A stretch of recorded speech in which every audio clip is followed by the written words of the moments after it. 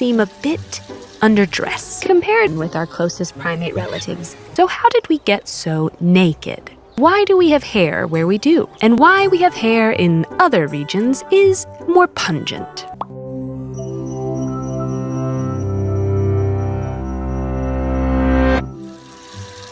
We have lots in common with our closest primate relatives, but comparatively humans seem a bit underdressed.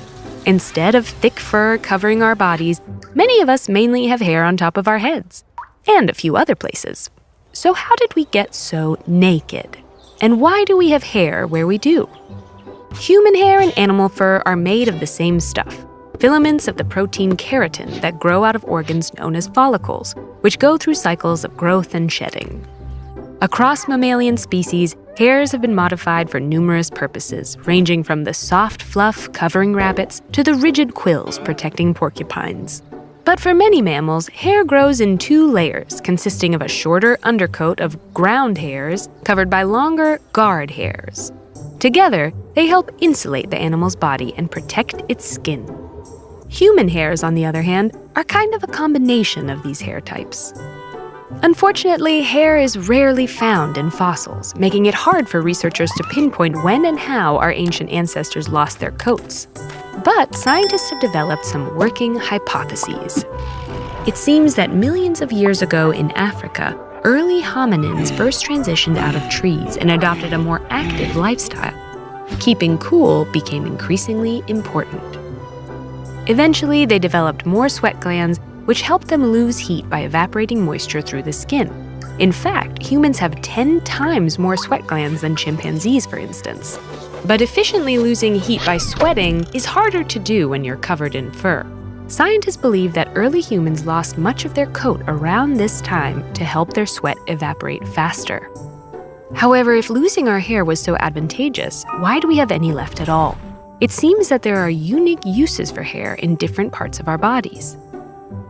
When it comes to the tops of our heads, temperature regulation likely played a part again. Since early humans began venturing into the open, their heads would have been exposed to the scorching sun. Thicker, longer-growing hair protects our sensitive scalps and keeps our brains from overheating.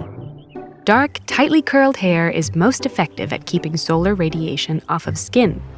Other kinds of head hair evolved as humans moved to different places. Meanwhile, researchers think eyebrows are especially useful for communication because they sit atop active facial muscles that convey our feelings. Eyelashes have been shown to minimize airflow over our eyeballs, preventing them from drying out and catching debris. And maybe facial hair proved helpful in distinguishing identity from a distance. But we really don't know. Evidence is stubbly at best. Why we have hair in other regions is more pungent. Our armpits, nipples, and pubic areas are dotted with apocrine glands. They produce oily, smelly secretions which the thick, curly hair that often grows in these spots helps disperse.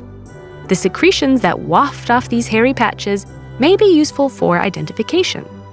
For example, several studies have shown that people are able to identify their own armpit odors, as well as those of people they're close with. The final type of notable human hair is the vellus hair that covers our bodies.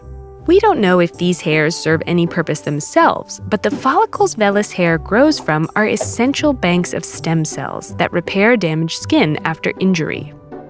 They're also important sites of nerve endings that convey signals of gentle touch to the brain. In fact, although it's much finer, humans have roughly the same density of body hair as apes of comparable sizes. So despite all this talk of human nakedness, we're not actually as hairless as we look.